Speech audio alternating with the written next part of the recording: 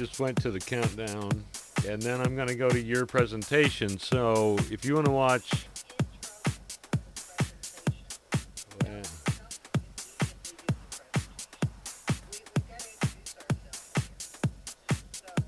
Okay, if you insist, we can do that too.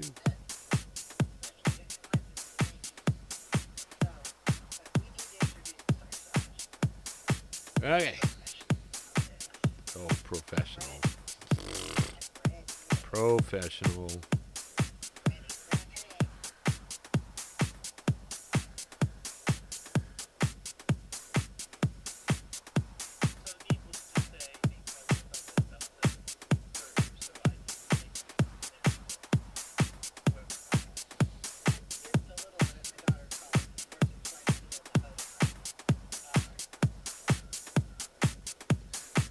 Going live.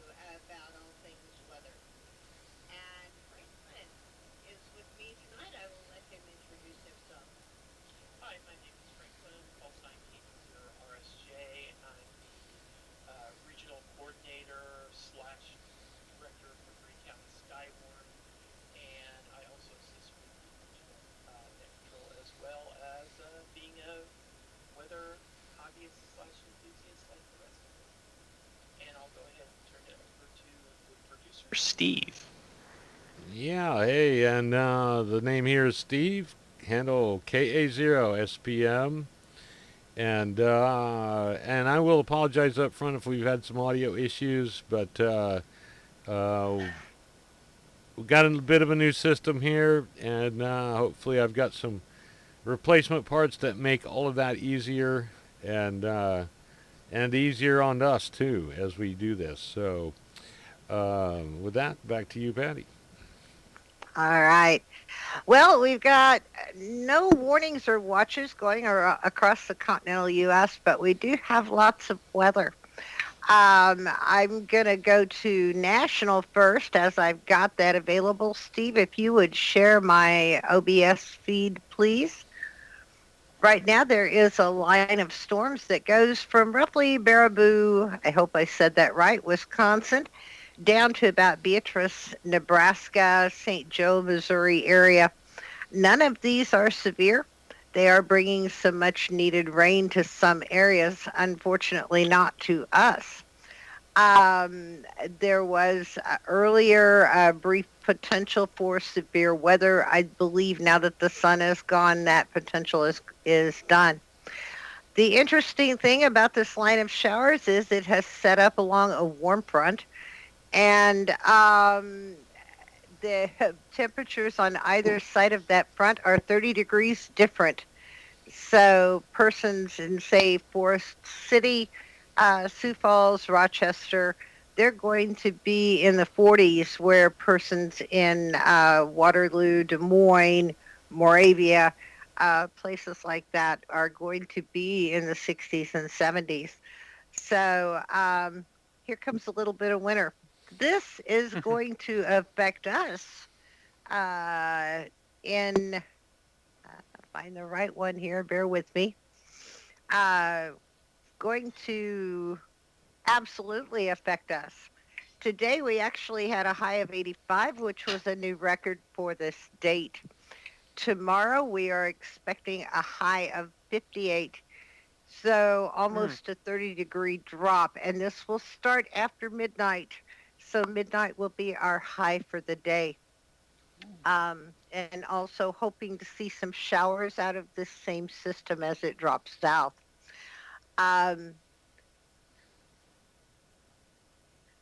so with that, we have a severe potential, not widespread. I believe that the main thing here they were thinking earlier was hail, but they've even dropped the marginal risk for our area. They've moved it much further north, where there's still a bit of a slight risk in that Cedar Rapids area on points northeast of there.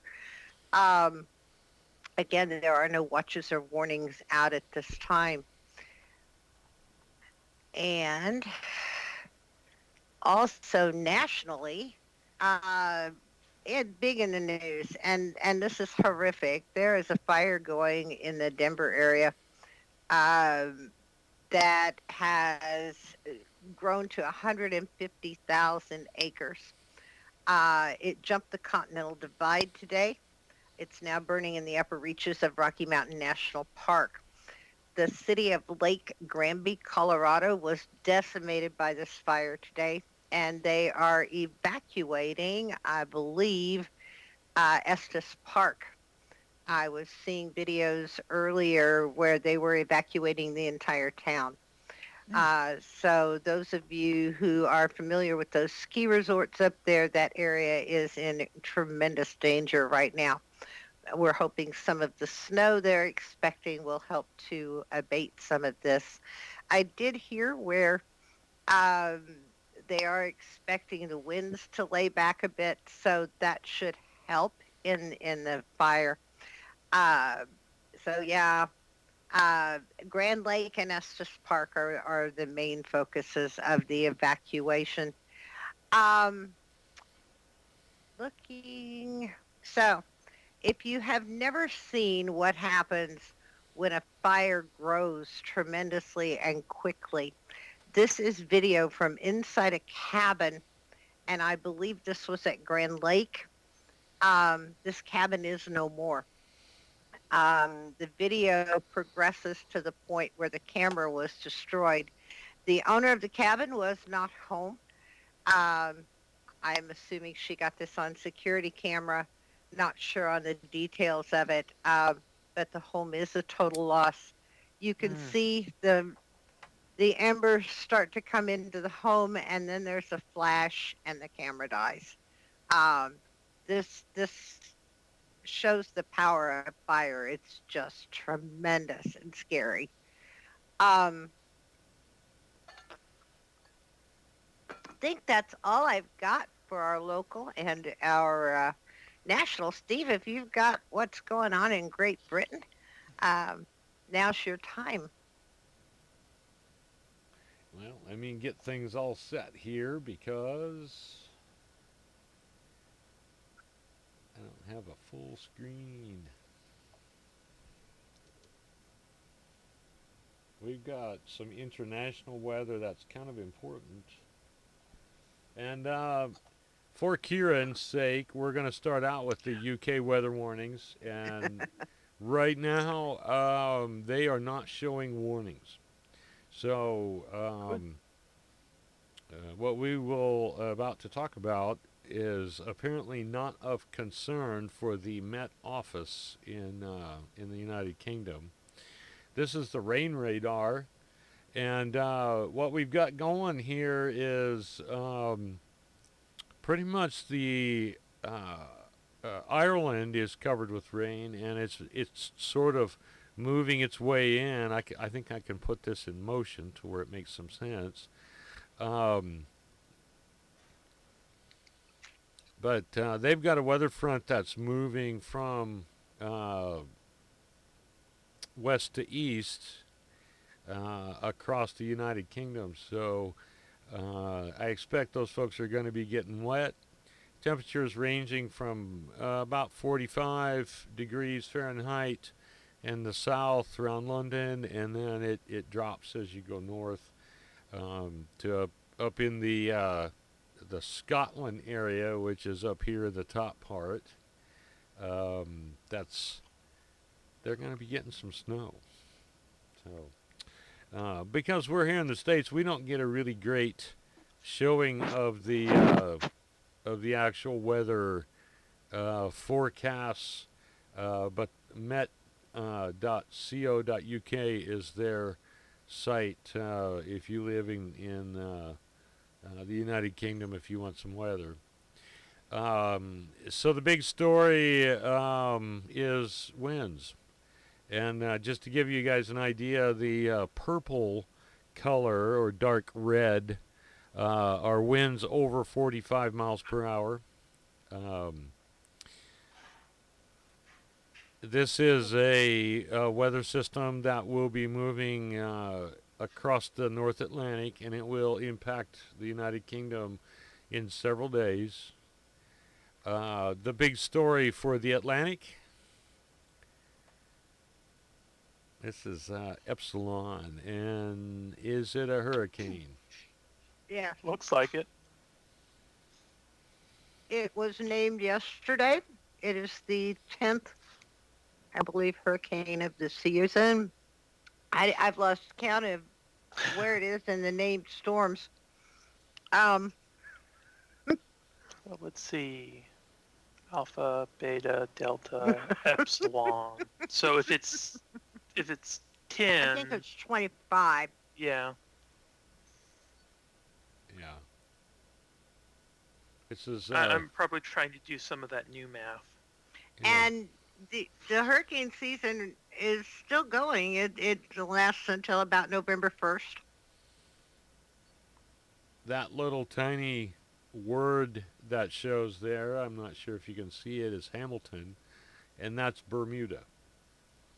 Oh, And, okay. they're showing 79 degrees right now. They're on the edge of this.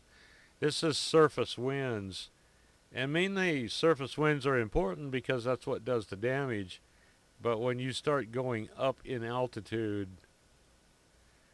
um, it goes way above and beyond the scale, way above and beyond 70 miles per hour, and that's at 2,000 feet. So, Wow. these tropical storm systems can become real monsters. Oh, yeah, definitely.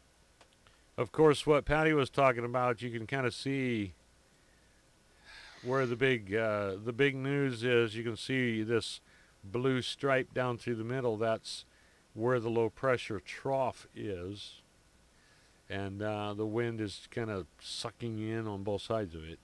So if you are flying in the Midwest, be aware that your winds at altitude can be rather brisk. That little bit over Chicago, going over Lake Michigan, those exceed 70 miles per hour at 2,000 feet. So it gets a lot tamer when you bring it down to the surface winds. As you can see there, there's not really anything that's exceeding maybe 20 miles per hour, and that is not counting storms. They can't register on windy.com local storms. So it's very helpful if you want to see where the winds are going generally, but it's not going to tell you about something that might impact you directly. You know what that tells me, though? It tells me they've got the shear and the moisture in place, potentially the instability, but they've definitely got shear and moisture in place for that area of potentially severe storms. So when you have greater winds aloft than you have on the surface, uh, definitely there's your shear profile that is one of the things that they look at. So This is 5,000 feet. The center of the circulation of this low is northeast Iowa, southeast Minnesota, and southern Wisconsin. Um, I'm I'm going to say maybe they're shear. Now, if you go up, you start to run into the jet stream. And it is going, as always, there's your jet stream. Cool. And there's speeds in that jet stream that exceed what it says here. It's gone beyond 70. So, Oh yeah. so if you're a jet and you want to go somewhere real fast, go to flight level 180 or 18,000 feet, and you're booking, you're hauling. I bet. If you're going west to east. Right. If you're going the other way, you want to get out of that. Yeah. Because with winds over 100 mile an hour, which some of that is, some airplane would actually stop in the air and start going backwards. Mm. Right. Wow. So, Yeah. Or stall. Well, yeah, that would be the bad thing. And just for the fun of it, not that we need too much fun, but we can always do a little bit more. While you're looking, just FYI, there's been a hint of a wintry mix for next week for here. And so we're looking at a front coming through Sunday night. We've got one coming through tonight. We've got another one coming through Sunday night. The one Sunday night will usher in much colder temperatures. And the models are continuing to say there's some overrunning precipitation here Monday and Tuesday. So with the colder air, they're watching the potential for a wintry mix. They are not saying the S word. They are not identifying wintry precipitation types at this time. They're not committing because the models just haven't congealed on that. But there is a possibility. And then by Tuesday all the way into Thursday, rain chances will stay in the forecast. There is a slight upward trend in temperatures with highs back into the 50s, but lows down into the 30s. So if you have a garden out, this is that time of year. Or actually, maybe I should be going like that for lower. No, you're too excited about it. So with temperatures as we are anticipating, this is the end of the growing season coming up. I say you might get another week or so, maybe, if you keep things covered at night, but we're really getting there. So fall in all its glory is here. So if you are expecting a package, it appears that the weather in the Midwest is not affecting the package traffic via airplanes. And right now we're looking at Memphis International Airport. They are backed up somewhere to Pine Bluff to the east, and it looks like they're departing, or I'm to the west, and they're departing to the east, and it's a fair amount of traffic. But I don't see anything that's really holding things up for your FedEx package. Now, we'll just slip right up on here over to the other one where all of your UPS traffic is going, and that would be Louisville. And it appears that all of the planes have landed at Louisville that carry your package or packages from United Parcel Service. So this is courtesy planefinder.net, and they're using what would be like virtual radar to locate where these aircraft are. Now, the storms,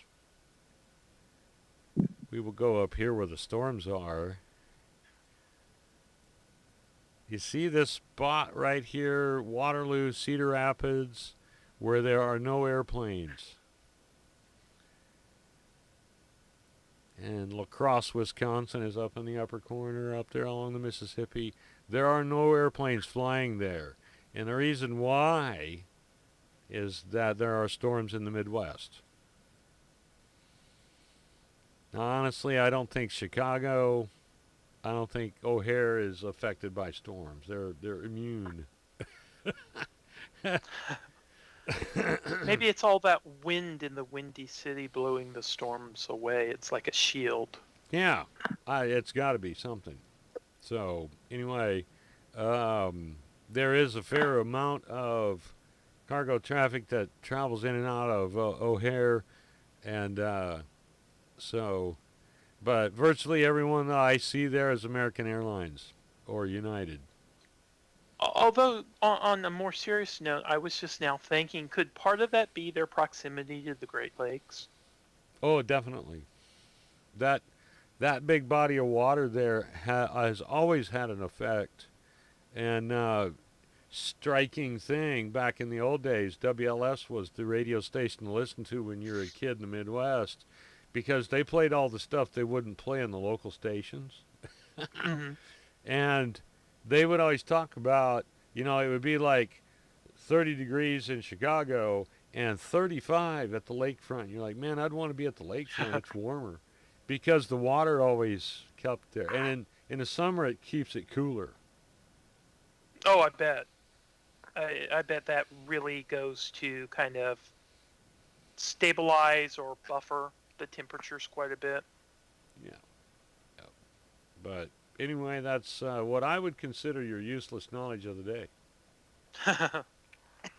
So my package for tomorrow is on time, right? There's no. Right now I have a real big issue with a company called Orange Connex. And that is that I have a package that came from China via SpeedPack, and it's in Springfield, and it's been in Springfield for 2 days. Come on, Really? deliver it already. It sat in Greenwood, Indiana for a week. Ugh. Wow. And, I'm not the only one that's complained. This is ridiculous. It's slow. And we've not had any excuses. We have not had nothing but good flying weather. There's been no holdups. We've had no volcanoes and no hurricanes inland. And as far as I know, there's been no shark attacks. So, No Sharknadoes? no Sharknadoes or... No Sharknado. What was that one movie that they had, the hurricane over Lake Michigan? I don't remember that. Oh, the perfect storm. Yeah, they had an actual hurricane over Lake Michigan in that movie, but we have not had weather like that. So, no excuses. Orange Connex, you're terrible. See, I did not realize that was on Lake Michigan. I thought that was supposed to have happened either in the Pacific or the Atlantic. So that's new the perfect information for me. storm, if you're that one would be that one where the guys went out in the boat. There was another one of those late night sci-fi, we're going to destroy the world movies that we always enjoy so much. I gotcha. That movie disappeared back when the kids were borrowing movies from us, and one of your young ones is in possession of it. I would love to have it back or have another copy. That was a great movie. Gotcha. But, yeah, anyway. But you have a special presentation for us. I do. And as I was saying at the beginning of our podcast here, we're doing this a little differently tonight.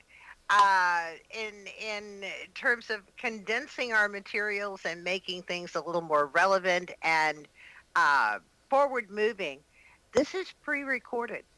So if you have questions, post them in chat, or we'll have a brief discussion afterward. We're kind of excited for this. I think it will streamline our broadcast much more. And we hope to do this with the rest of our presentations should this one go well. So this is on wintry precipitation. It's time for us to start preparing for the winter. And I tried to cover a lot of material in a very condensed form.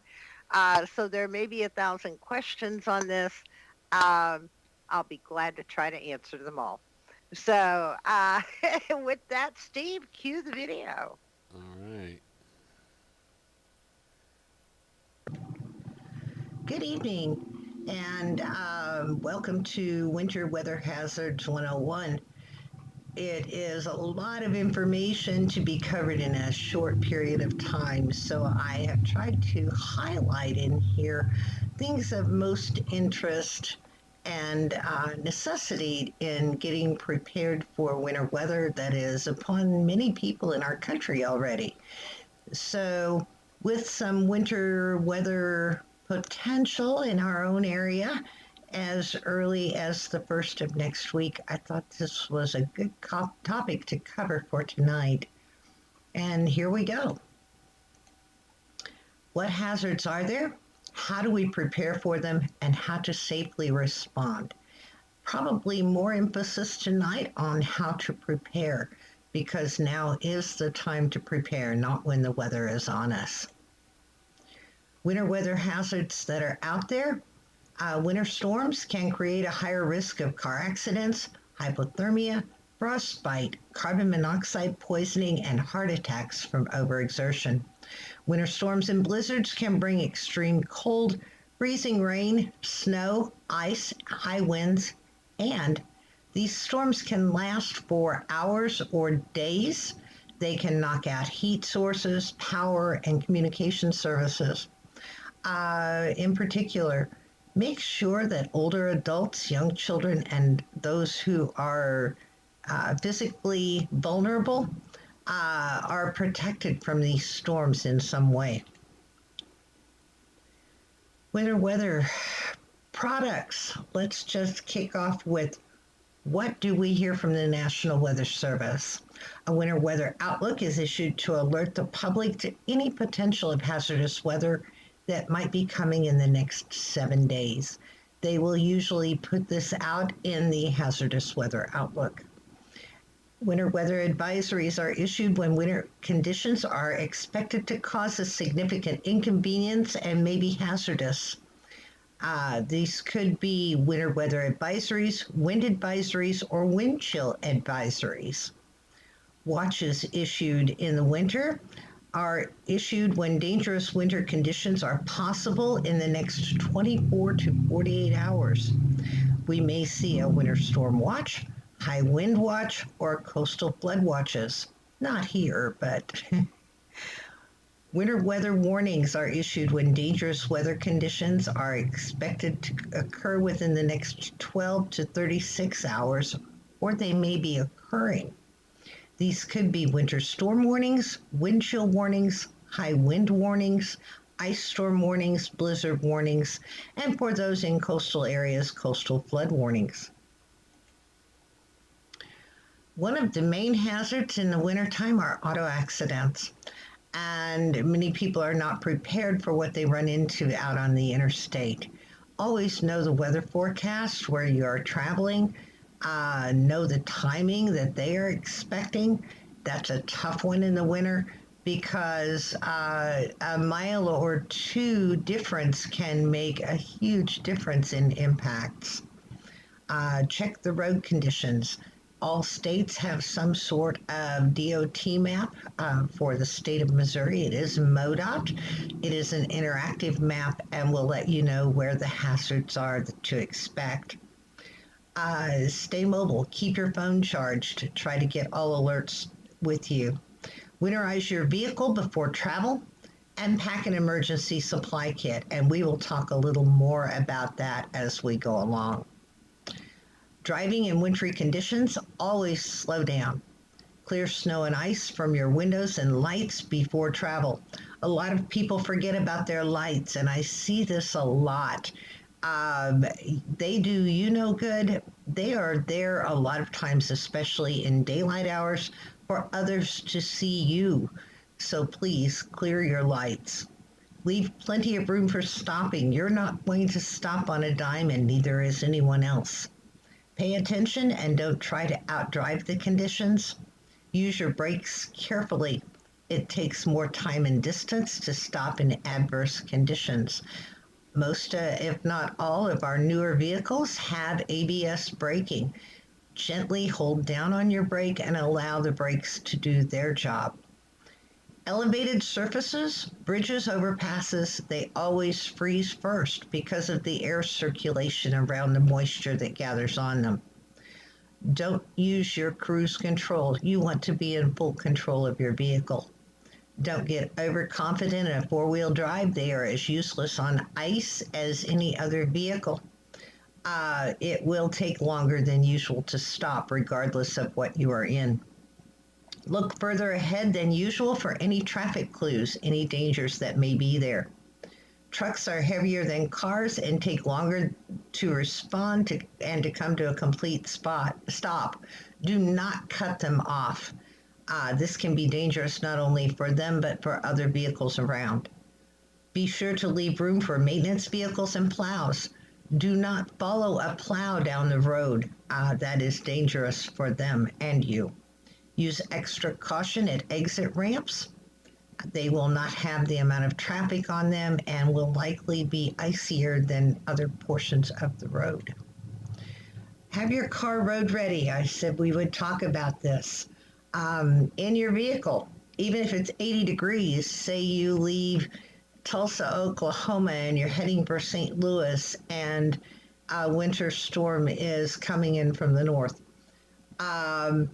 You could be in shorts in Tulsa, and by the time you get to Rollin, Missouri, you are in ice and snow. What do? This actually happened to some people on I-44. They were totally unprepared, got caught up in a huge pileup on the interstate, and they were in shorts and short sleeves. So be prepared. Have hat, gloves, warm clothes, and a blanket with you. This is crucial for your survival. Socks, boots, things that you may need for this travel. You don't know when you might be stranded. A collapsible shovel, an ice scraper, a snow brush. Keep these in a kit in your car. Wooden stick and matches in a waterproof container. Not as a light source, but possibly as a heat source for you. Warm your hands. A working flashlight. You may have a flashlight in your car. Check the battery. Make sure that's working for you before winter weather hits. Extra batteries for that. Keep flares in your car. If you have a flat tire and you're on the side of the road, you want to give plenty of notice for people who might be coming up on you. Put those flares out. Some sort of navigational device that can direct assistance to your location. Most of our phones are equipped with that and are very handy for giving GPS coordinates or where we're at, what mile marker we might be near on a highway. Gallon jug of water. This says distilled water. Distilled water doesn't have any nutritional value to it. I question that. But water nonetheless, because we do dehydrate pretty quickly. Non-perishable food, jerky, unsalted nuts, hard candies, things with chocolate that can melt are not advised. Make sure you have things in there for people with dietary needs, hypoglycemic, hyperglycemia, or diabetes. They're going to need some snacks along the way to keep their blood sugars regulated. Protein bars, keep those handy. Your toolkit for your car, including that jumper cables, again, the flares, tools to perform simple things such as tightening battery cables, a tire iron, those kinds of things that you might need for brief fixes. Make sure your spare tire is properly inflated. Don't expect that if it's been in the trunk for 5 years that it has been holding air. Always check it before winter weather hits. Keep a first aid kit with you. Anything from cuts, burns, or more severe injuries, bandages, alcohol pads, medical tape, gauze, antibiotic treatment, ointment, and basic other medicines that you might need, such as antacids or anti-inflammatories. If you become stranded, stay with your vehicle. Many people are lost and die in the cold because they're trying to get to help. Only leave if you know exactly where you're located, how far you are from assistance, and if you're certain leaving your vehicle will improve your situation. Light two flares and attract attention. Place one at a safe distance from each end of your vehicle. Use gloves and blankets to keep your extremities warm. And of note here, if you do run your car periodically for the heater, make sure that your exhaust pipe is uncovered. That's another handy one for the shovel. Hard candy seems like an unusual item, but it will keep your mouth moist. Ensure your vehicle's exhaust pipe is not blocked. 10-minute intervals in an hour to warm the car and warm you, depending on how much gas is in your tank. Oh, that's another one. Always keep your tank topped off. You down to a quarter of a tank, and there's a way to get gas, and the weather conditions are bad. Fill up. That's important. What can happen in cold weather? Hypothermia. Hypothermia is when the body temperature drops below what it can regulate on its own. Signs of this are confusion, shivering, difficulty speaking, getting very tired, and stiff muscles. Frostbite is another injury caused by cold weather, freezing of the skin and underlying tissues. Your skin becomes very cold and red, then numb, hard, and pale. Frostbite is most common on fingers, toes, nose, ears, cheeks, and chin. Exposed skin in cold, windy weather is always vulnerable to frostbite. My understanding is persons living in Alaska and Canada, if they see each other on the street and somebody's nose is getting a little bit of frostbite, looking a little whitish, they will stop them and tell them you need to get inside. Friendly reminder to help each other. How to avoid frostbite and hypothermia. Number one, if you can, stay indoors. If you have to be out, dress in layers. A hat that covers your head and ears, our heat escapes through the top of our head. It helps to keep our body warm. A scarf that covers your face and nose. A water-resistant winter coat, something with a good lining to keep you warm. Gloves and mittens that cover the entire hand, and water-resistant boots.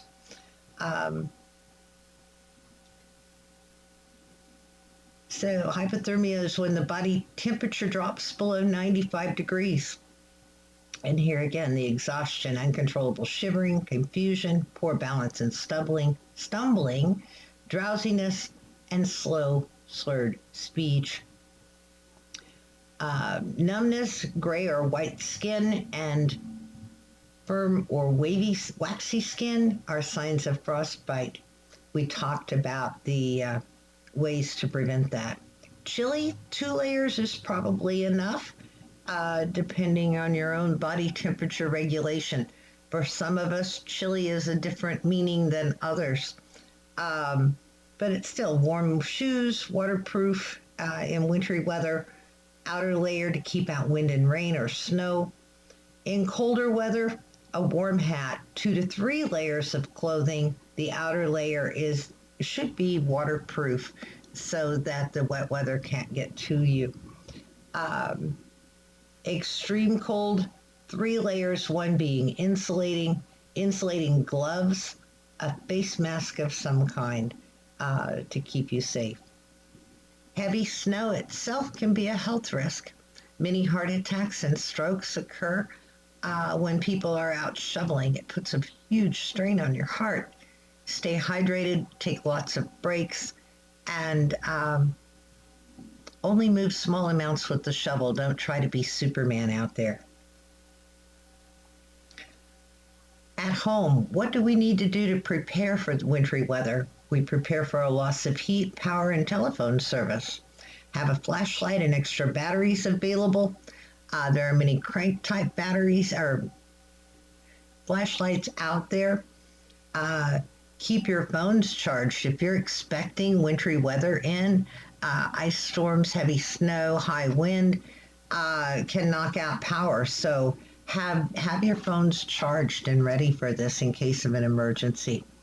a battery-powered NOAA weather radio, or other portable radio to receive emergency information. Keep extra food and water on hand. A 3-day supply is a great start. Canned goods stuck back for this purpose, and rotate them out. If you already have that, check the dates on them and make sure they're not expired. Extra medicine and baby items. Make sure that the baby has formula, diapers, things that you may need.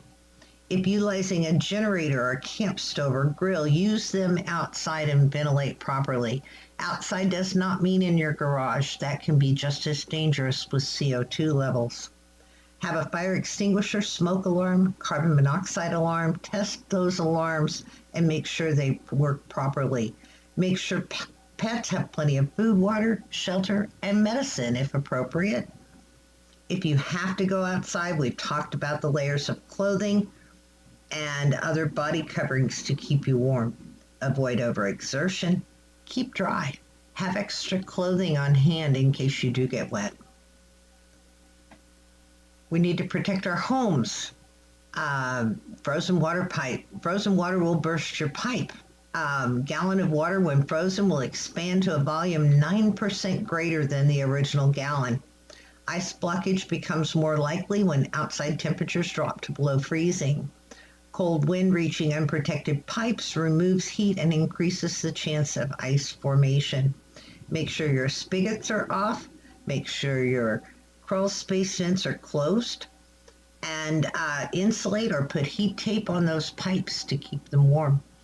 One thing that I grew up being told was to crack your doors open under your sink if you have cabinets there, and make sure that heat source can get to the pipes under your sink.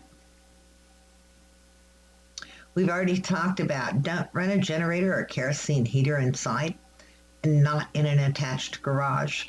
Don't use a camp stove, or do I even have to say this, barbecue pit inside.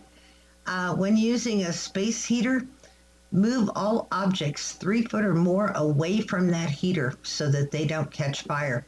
Check the cords before using. Have your chimneys professionally cleaned before you use them the first time. Check your CO2 detectors and fire alarms. Put fresh batteries in when the time changes on November 1st. Some say check them once a month. They do have a test button on them. And plug only one heat-producing appliance like a space heater into an electrical outlet at a time. If you have other things plugged in there, do unplug them. Store cooled ashes in a tightly covered metal container. Keep it outside 10 feet from your home and any other nearby buildings or leaves, things like that that might catch fire. This is not for Southwest Missouri by any means, but it's got great information on it. Winter weather communications, things that you need to have, and this is why I even pulled this up. Make sure you have a battery-powered radio for listening to local emergency instructions, weather radio for listening to weather service broadcasts. Find ways that your local community get weather warnings, weather alerts. Many have text messaging alerts. INWS is out there for those of us who are spotters, but there are other things the Weather Service even sends out. Offices of Emergency Management are who to contact to find out if you do have a local text alert. Know what radio stations are out there that you could listen to that are good about covering weather. Television stations, what are your local stations? Around here, it would be KY3, Ozarks First, or Color 10. Those are our main go-tos in weather-related events. Weather Channel, when they're not playing videos, they also are a good source. Know what those winter storm warning terms are. Winter weather advisories we talked about. Expect the conditions to cause inconvenience and weather hazards. Frost freeze warnings. Expect below freezing temperatures. Winter storm watches. A winter storm is likely to occur. and a warning is a storm is in or entering the area. Blizzard warnings don't often, or don't have to, I should say, include snow. If there's already snow on the ground and it's a dry snow, high winds can actually kick that snow up and cause blizzard-like conditions. Uh, be aware of that one. Top home holiday hazards. We've got Thanksgiving, Christmas, Hanukkah, many, many holidays coming up. I can't name them all. Christmas trees are a source of fire in the holiday season. An average of 240 fires starting with Christmas trees a year in this country. Place the trees away from outlets, high traffic areas, anything that's incendiary. Never, pardon me, this is hard to read. Christmas tree. Oh yeah, don't put it anywhere near a fireplace, that kind of thing. Make sure if you get a live tree that it gets plenty of water. And if it starts looking like it's dying anyway, don't use lights. Extension cords, make sure that you don't have a whole bunch of different cords for your holiday lights in piled on top of one another. About 350 fires are caused every year by using outlets inappropriately. Turn off the lights when you're not home. No need in running them. Candles.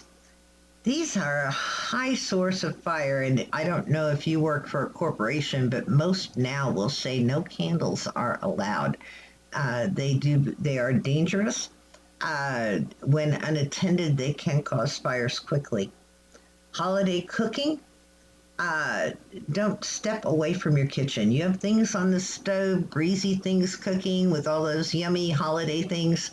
Stay in the kitchen with it and keep a fire extinguisher handy. Also, for a grease fire, just FYI, flour is an excellent tool to put out a grease fire. Never throw water on your stove. One last thing I'm going to throw in there. In icy weather, which we get a lot of here in the Ozarks, there are a lot of people who fall, break limbs. Walk like a penguin. When things, and I'm going to just read this, it's cute. When things get cold and icy and your path looks kind of dicey, waddle on. Keep your toes pointed outy, keep your knees all goosey-loosey, waddle on. Keep your hands inside your pockets, short steps so you won't rock it, and waddle on. Take it slowly, holy moly, so you won't fall down and rolly, waddle on. And walking like a penguin is basically just short, tiny steps. Don't try to lumber on like you usually do. Short, tiny steps with your toes pointed out.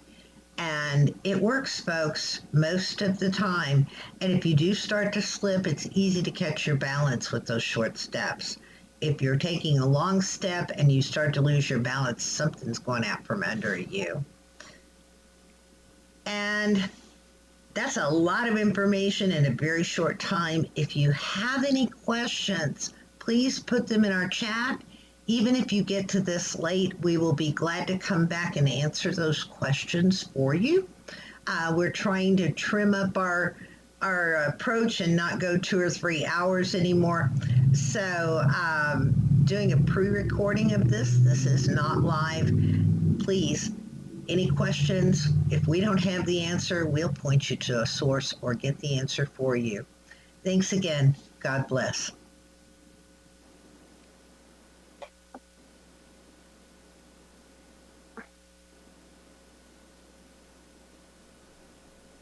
And we're back. Huh. Left you guys That was speechless, didn't it? That was a good presentation. Thank you. One thing that I did not say in there, and it's still ringing through my head, As amateur radio operators, we have a source of communication Mhm. that others don't have.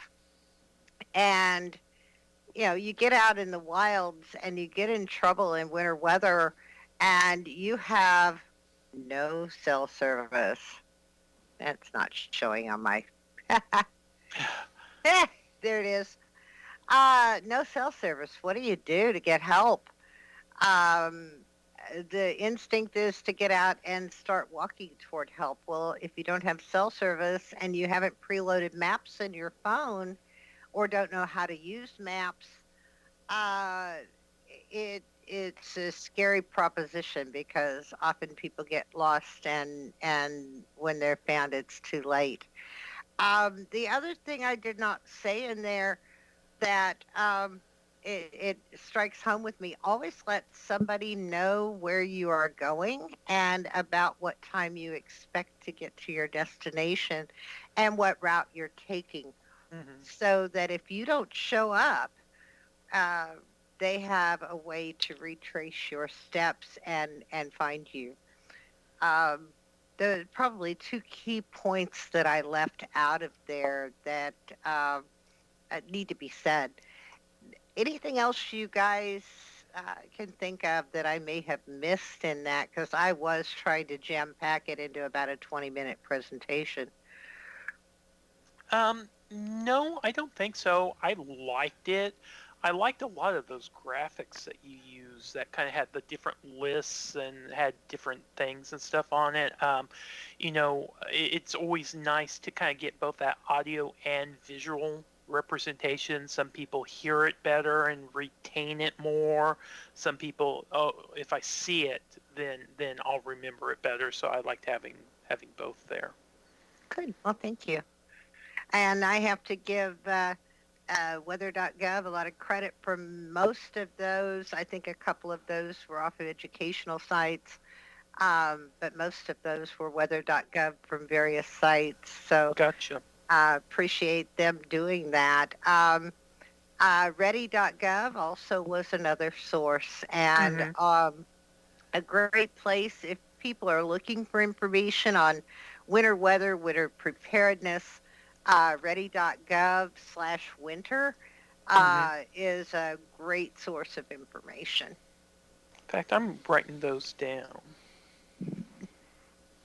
Ready.gov. I'm betting that And then the other one was just weather.org. Weather.gov. .gov. Okay. if you were to put those chats, those links into the YouTube comment section after the Mhm. video is concluded, that would make that pretty good. Or we can Yep.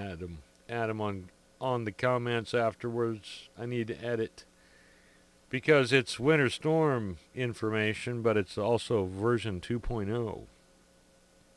Exactly. Yes. So there's one, and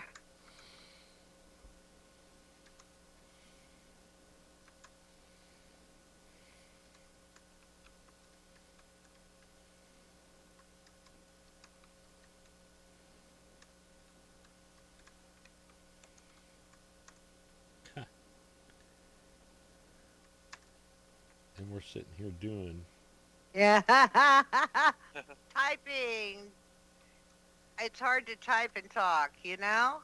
Sometimes it is. It's kind of like one needs to do the other, but it's kind of like you kind of focus and you're like, I want to say what I'm typing. Well, I already said it. I didn't want to be redundant. Gotcha. Well, we have got about looks like about 7 minutes on our targeted time frame here. Um, I did want to kind of bring back a topic that we were talking about last week, where here in the Ozarks we were suffering from a drought. We've had a little tiny bit of relief. What's the totals in the last few days, dear? A little more than an inch? No, not even. Here at the house, less than half an inch total. We are still in extreme drought. This was no drought buster. What we're getting in Sunday night and Tuesday through Thursday is no drought buster. We are way behind, and it's kind of scary bad. Let me do a little quick search here. I know that one of the meteorologists put out a recent map. I think it was today. Um, and I can even show that on, I think I'm still streaming, so you can pick that up. Mm. I'll let you know when I've got it. My computer's being a little slow today. I think I've got a update pending, and it's driving me crazy. Yeah, it was today. And come on, baby. Give it to me. Eh. Okay. And there it is. This is our latest drought monitor. I'm dropping out of chat here. As you can see, has spread, and it's not just Missouri. It's Kansas, Arkansas, Oklahoma, Illinois, even portions of Nebraska. They got a little bit of relief tonight, but not much. The extreme drought remains in that dark area, and a severe drought surrounding that. A good portion of the southwest corner of the state, and we need lots more moisture here before we're going to get relief from that. So it is scary. I dumped the gauge, and you had told me what we had gotten prior. It was less than half an inch here. Seemed like it was more because it lasted a while, but it was very light. Um, Well, we are scheduled for some rain tomorrow. a little bit Sunday, and then Tuesday through Thursday again. This is not a drought buster. Um, so I'd love to see 3 or 4 inches over 3 or 4 days. But even that is not going to totally resolve where we're at. Um, and we're into a good weather pattern, but the amounts of moisture we've been getting just aren't sufficient. Well, I did apply lime to my yard today with the hopes that it would rain in a little bit. I hope it didn't all blow away. I looked out there earlier, and there was this white cloud over the yard. Yeah, well, that isn't going anywhere. What did blow away was the really ultra fine stuff, but there's lots of little pieces that made it onto the grass, and I'm thinking I'm not quite ready to spread seed yet, but probably over the weekend if it looks promising for the week. But yeah, it's still dry, but we did get a little bit. You did. It just prevented you from having to go out and water I'm going to for have to one water day. tomorrow.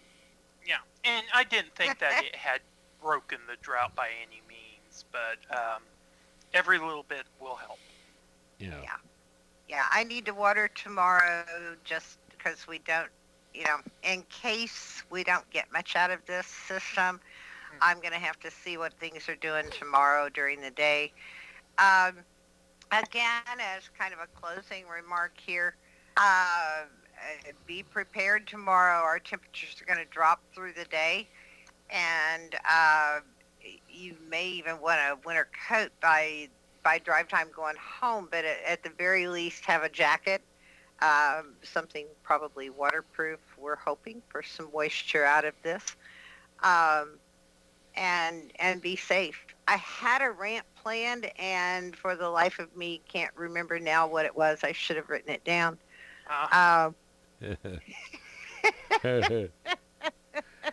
That happens sometimes. Sometimes, that happens from minute to minute. It does. And the older we get, the more prone we are to that, right? Yeah. So anyway, we don't have Rodney on board tonight to do our little rant lead in. Has anyone got a rant tonight? Well, I'm gonna jump right in there and rant about what the reason why Rodney is not here. And Ah, yeah, we all gotta do it. I, I have a We feeling all you're gotta getting do ready Okay, all Um, together now. 3, 2, to 1. talk about my. I have a feeling you're getting ready to talk about one of my favorite tech companies. well, in a way I am, but not really so much. In years past, I was a Best Buy mobile device salesman, and we sold computers too. But I'm gonna be honest, a new iPhone launch is a nightmare, and I feel for him. He is gonna be exhausted. And he's got the store by himself. Ugh, Hmm. Oh, I that's can't gonna even stink. imagine. And They're going to be lined out the door and mad. oh, and they're always mad. And it really wasn't just. It was any new line of mobile phone launch, and it's like everybody had to have one.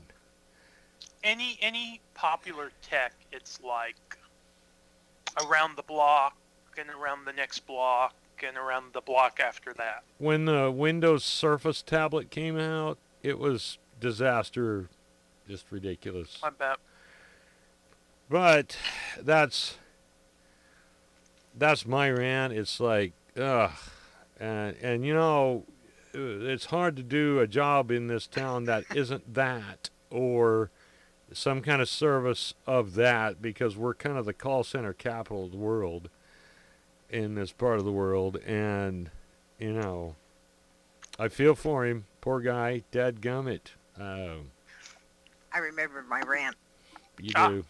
Okay, well, I'm gonna So, go ahead. Finish yours. I'm done. I'm ranted. Okay, Done you said ranted. tech company, and mine's not really a rant, but it's a Mhm. rumor. Oh, Okay, so let's put in capital letters in quotations. Rumor. okay. Air quotes. Dreaded air In the quotes. in the Springfield News Leader, I'm not saying it's Amazon, Mhm. but It might be, but we're not there's saying a it is. new, what is it, 75,000 square foot distribution center going in the Republic area. That would be Right amazing. now, there is no word on what that is. Mhm. Amazon has a habit of not giving early Revealing. release and reveal until they're about ready to open. And then they'll do a big promotional on it. So I'm not saying it's Amazon, but we may start seeing some probes flying around dropping packages. I'm Well, not saying it's aliens. With them wanting to get into the area where you order anywhere in the United States and they can have it to you in a few hours, they're going to have to open a ton of new distribution centers. Yeah, they are. So if you're looking for work and warehouse work, computer work, call center work, there's a potential there. Um, Whatever this is, I'm not saying it's Amazon, but there probably will be several hundred jobs out of this facility. So it's exciting for us to see job growth in a time when we've come out of lockdown and the state's trying to recover. It's exciting for Missouri. It's exciting for Southwest Missouri. Our governor has done a great job of really getting in and helping communities to reach out to these companies. There have been a number of big projects that have started in the last 3 months. So exciting for this. I'm not saying it's Amazon, but to be coming to our area. So, You need to display that Greek guy with the hair when you say that. I'm not saying it's aliens. aliens. but it's But aliens. it's aliens. Well, that's like in addition to that, we just finally saw the sign. We had heard. I guess you could still have called it a rumor up till a few days ago. But I guess it is official now, being they've planted a big, huge sign at 65 and Chestnut Expressway Oh, right it's across not a from rumor. Menards is going to It's Costco. not a yeah, it's not a rumor. It hasn't been for a while. Well, see, we had They heard they were going to be coming, but we had not really heard a location. And then I think Mom had said she'd heard something about 65 and Chestnut. And then we saw the they have sign. cleared the land there. They've had earth movers there. They've actually, the way I found out what the location was, they petitioned the city about a month ago to change that intersection. Again? Yeah, Yeah. for their purposes. So, yes, it will be a Costco. It will be about a mile and a half from our Eastern Sam's Club. So, I'm uh, looking forward to that because any market that they're both in, they're each other's number one competitors. So this should be good for the consumer. yes, it should be. And in answer to Kevin, hello, Kevin. Good to see you. Hello. We were missing you earlier. We're almost done. We've streamlined our show tonight, so the presentation has already happened. We're finishing up our rants here. I'm going to say if you're interested in winter weather preparedness, it's a great presentation to go back and watch. And we've talked about potential for our wintry weather this next week. We've talked about current systems going across the U.S. We've talked about wildfires. It's been quite a jam-packed hour that we've been here. So it's good to see you, and I encourage you to go back and watch it once it's no longer live. So Franklin, one, I think it's yeah, go ahead, Franklin, with your rant. I don't really have much of a rant other than just kind of griping about health and stuff. The last 24 hours have kind of been a bit of a for me here. Let me switch over to the other camera angle. I don't know if people noticed earlier. I kind of did this, and thanks to a very generous Miss Patty, I'm able to do this and not run my batteries down using my digital camera as a webcam. Yeah, just the last 24 hours, I kind of had some health issues overnight. Nothing serious or anything, more irritating to have to handle than anything. Then me and Mom went out, got a couple things done, couple errands, and then we were getting a bite to eat, and I had a really, really bad dizzy spell. I kind of have been taking my medicine a little bit differently. That's been helping out with it, but it's still doing it. So I called my cardiologist today. She's told me to half some of my medication because it just seems like whenever I have this happen, my pulse goes real high, like 100, 110, 115. And then my blood pressure goes down low. Not dangerously low, but kind of just above that. A lot of times it will drop the top number. Normal range is like about 120 over 70. I've had the top number drop down below 100 and the bottom number get close to 50. those spells are no fun. I They're have not. suffered low blood pressure off and on my life, and didn't regulate honestly until after I had my daughter. And there were times when I would black out, and they would take my blood pressure. It would be 60 over 40. Yeah. My normal blood pressure is around 110 over 60. Okay. And so I run low. I'm the oddball in my family. Everybody else had to take blood pressure meds. Which is really amazing because she's living at the same house that I live in. It's amazing that her blood pressure is as low as it is. Well, see, up until about the last year or so, I've never really had a problem with low blood pressure, except for one time where I did, for like 2 or 3 seconds, I did black out.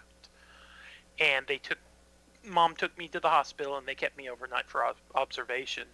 But it's always been high ever since the day we came back from the Miami trip my sophomore year in high school, had high blood pressure.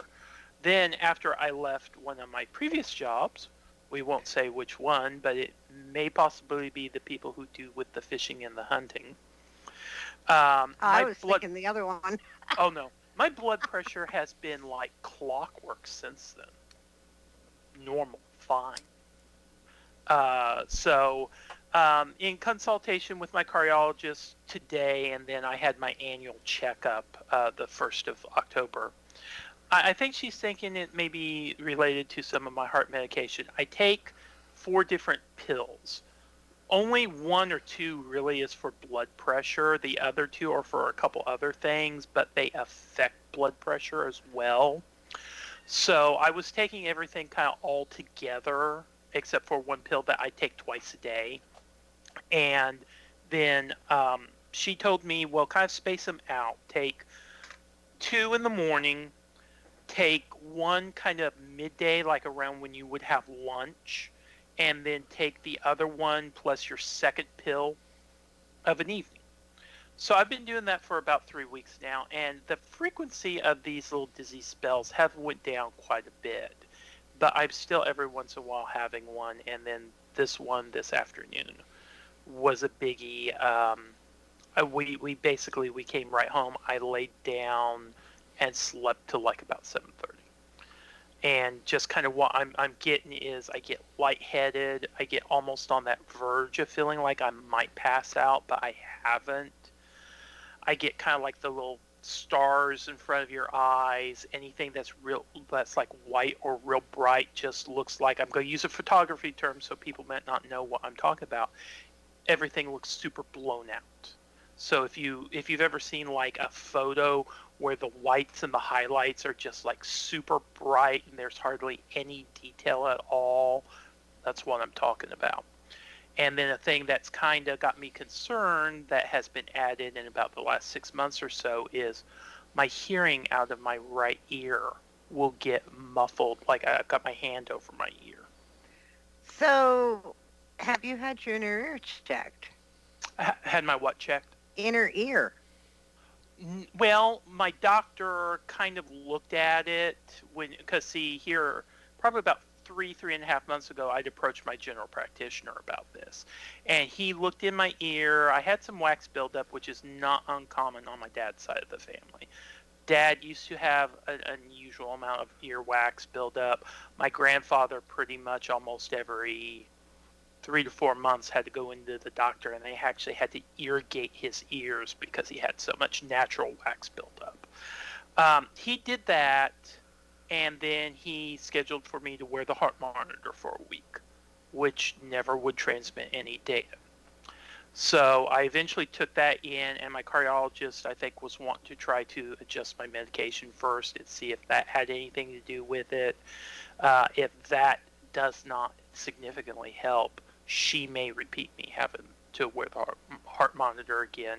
But as far as anyone suggesting checking my ears, other than what the doctor did that one time, no one's mentioned it. Because I think it's because everything else kind of maybe worked into it is signaling that it's maybe a heart. Because what she told me on the first was dizzy spells usually are either triggered by a spike in spike in blood sugar, or your blood pressure and your pulse getting all messed up. So whenever I told her kind of what all was going on, she said that's exactly what I would expect to see.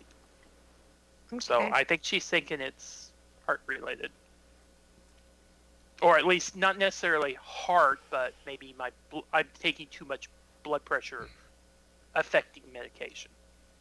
That makes sense. I hope it works out for you with the change. I do too, because with my diabetes and everything else, it's just another hassle to have to deal with. I've not really had much of any issues on the heart side since I did my physical therapy and everything after I had my congestive heart failure in 2012, but it's always in the back of the mind. Right. What if that starts acting up again? Right. So that's kind of my rant for today. It's like I said, it's not really a rant. It's just kind of a Franklin, I wish your body would get back on the straight and narrow path and not take these little side trips. Yep. We're at the end of the broadcast, and I do need to mention something. Um, there is a logo in the top of our screen, Mhm. and it is powered by SMARC. As the Greene County Skywarn Group has now officially became a part of the Southwest Missouri Amateur Radio Club, which oddly enough, it has always been a part in a way because most of Yeah. us are members of that club. We are now officially a quote special interest group of the club. Um, we actually have a budget, which I don't think that's Yeah. ever been a thing ever. So this is kind of exciting news, Yeah. and also And we I think the two things that me and Jordan have kind of discussed about doing with that budget is I think we're going to get a banner and we're going to get some pamphlets made. right, right. The goal not only is to provide weather coverage for the Ozarks, which we've really not had anything to cover for months, Yeah. but the truth is, if we stay on this path that we're on, we're going to continue to get new people involved in storm spotting with us. We're going to educate the public about some things that they may not have known, especially the amateur radio side of this. And hopefully we can get a bit more amateur radio stuff along with this because there'd be no Skywarn without amateur radio. That's a big part of it. So Yeah, and it was really from the inception, it was with the mind, which of course back then we didn't have cell phones or they weren't readily available to the general public. right. But the Weather Service kind of created Skywarn around that group of amateur radio operators to get real-time information to them from the field. Yeah. And I can't remember the exact year that Skywarn was created. I'm wanting to think it was either the 50s or the 60s, so definitely people weren't going around with cell phones. First Skywarn spotter was actually a firefighter in Kansas, and it was in, I think, 65, 64, 65. The actual Skywarn as a national entity, I cannot remember the date, and I've given that presentation. I have to. It's just, it's escaping me right now. Greene County Skywarn is very new, and I'm so proud that it has grown and blossomed. When I started in Skywarn, there was no Greene County Skywarn. They had a chase team that claimed to be, but their duty, as they saw it, was to go to Kansas border and chase the storms back, and that was enough information. No, that's not enough information. With what we provide to the Weather Service, ground truth of hail, and for example, you've got 1-inch hail falling up on the north side, and you've got golf ball size hail falling at Highland Springs. One little chase team can't cover all that. And so we've really, I know I pushed and got a growth of membership locally. I don't care if you go mobile or not. A report from home is good. And trying to get that push on out into the region. Franklin has taken over from me, and this little group here locally has grown so much, and I'm so proud. Yeah. So what you should expect from us is that you're going to see a bit more of the Skywarn related. Patty did a video, which is kind of a new thing for us to pre-record, but we're going to be doing some of that and add those videos to our channel. We'll premiere them, which means that we won't be sitting here like this. We'll just be on the chat. But um, there's just a lot of possibilities. Keep an eye on the channel, and that's really we're excited, and we're at the end of the broadcast. So I am going to start out by saying this is KA0 SPM 73. Thanks everybody for joining us. Thanks, everyone. We do appreciate you being here with us tonight. And okay, Kevin, I'll repeat myself.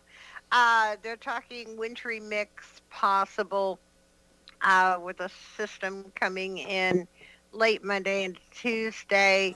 They're not even saying wintry type at this point. There's no confidence in this forecast.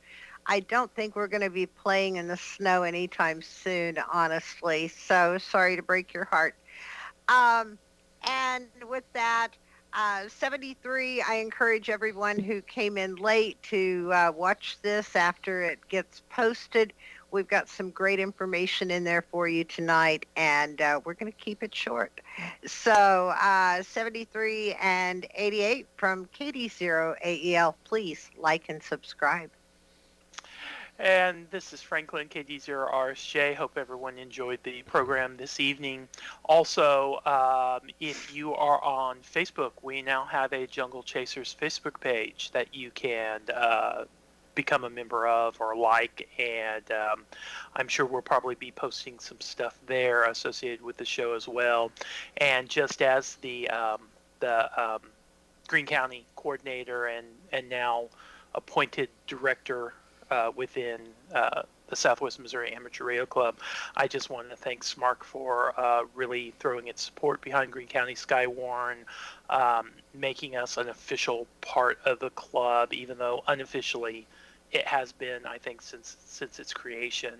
The majority of our spotters are members of the club, so it was about time to make that official. So I'm glad that we did do that, and I just think it's going to open up opportunities for both the club and the Skywarn group in the future. So I'm very appreciative of that.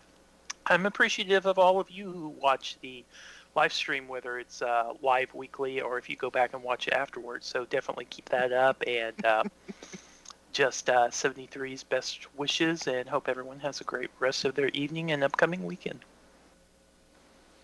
Bye. Bye. Say good night, everybody. Good night, Gracie. Good night, Gracie.